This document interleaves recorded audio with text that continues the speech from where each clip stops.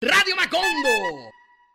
Los colombianos somos los herederos de una democracia moldeada por las élites del país y no por los sectores populares.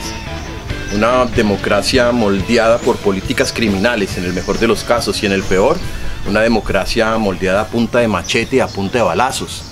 Y pues en definitiva, si usted hace una revisión histórica, se dará cuenta que son precisamente las élites las que más se han beneficiado, tanto en lo electoral como en lo político, con el conflicto colombiano. Y pues partiendo de allí, suena bastante ridículo que el Centro Democrático pague publicidad en los principales diarios del país invitando a no caer en el odio de clases, cuando el odio desatado contra los sectores populares por parte de las élites pues no da tregua.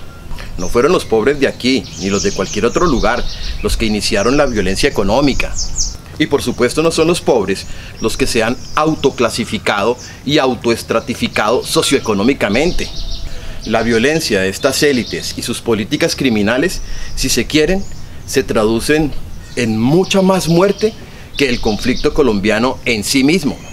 Hoy las víctimas del sistema de salud colombiano y de la Ley 100, pues deja en pañales la cifra de muertos en el conflicto colombiano, supera con creces esa cifra. Y sobra decirlo, pero la Ley 100 no fue pupitreada en campamentos guerrilleros o en campamentos paramilitares. Ese tipo de esperpentos han salido del Congreso de la República. ¿Sabe qué malo hizo la Ley 100? Abrir las puertas de los buenos. Abrir las puertas de los buenos hospitales para que pudieran entrar los pobres.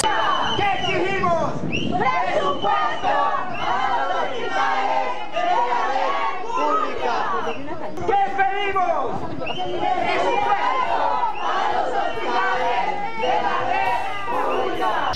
De hecho, el conflicto colombiano ha hecho las veces de atroz distractor de la opinión pública colombiana, que ha mantenido sus ojos en el derramamiento de sangre y no en el robo del país, en el saqueo de los territorios.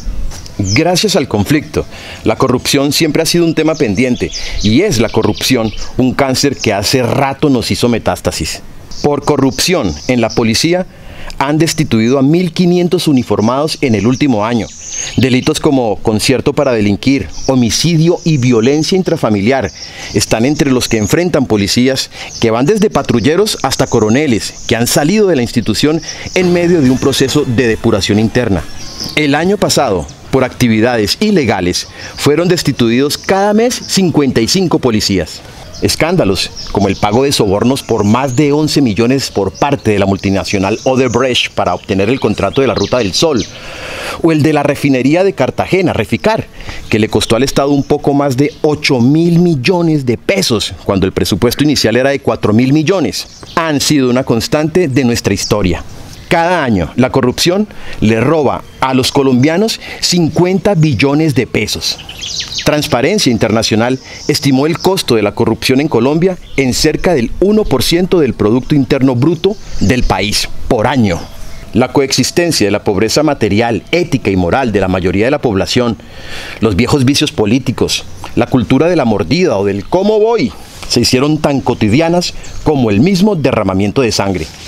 Es odioso decirlo, pero los colombianos somos los electores de nuestra propia tragedia. Una tragedia que nos ha sacado callo, al punto de hacernos insensibles.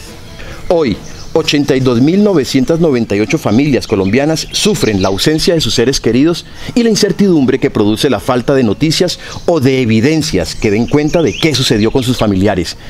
Las cifras de la desaparición forzosa en Colombia, revelada por el equipo del Observatorio de Memoria y Conflicto del Centro Nacional de Memoria Histórica, son la prueba contundente de un Estado fallido en sus políticas sociales. Y es precisamente gracias a ese Estado fallido en sus políticas sociales y de inclusión que hemos tenido todos los levantamientos armados que han pasado por el país. En el siniestro mapa de la desaparición forzosa en Colombia, los grupos paramilitares son responsables de 26.475 personas desaparecidas. Las guerrillas han desaparecido a 10.360 personas. Los grupos postdesmovilizados a 2.764 personas. Los agentes del Estado a 2.484 personas. Los agentes del Estado en sociedad con grupos paramilitares a 388 personas. Los casos sobre los que se tiene información alcanzan los 42.471.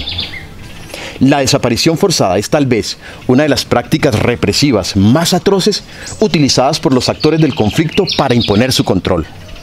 Los grandes responsables del desmadre administrativo que se traduce en muerte y corrupción no hay que buscarlos en el monte y mucho menos en Caracas, andan de campaña. Lo más triste de todo es que al parecer los colombianos no aprendemos absolutamente nada de nuestra historia.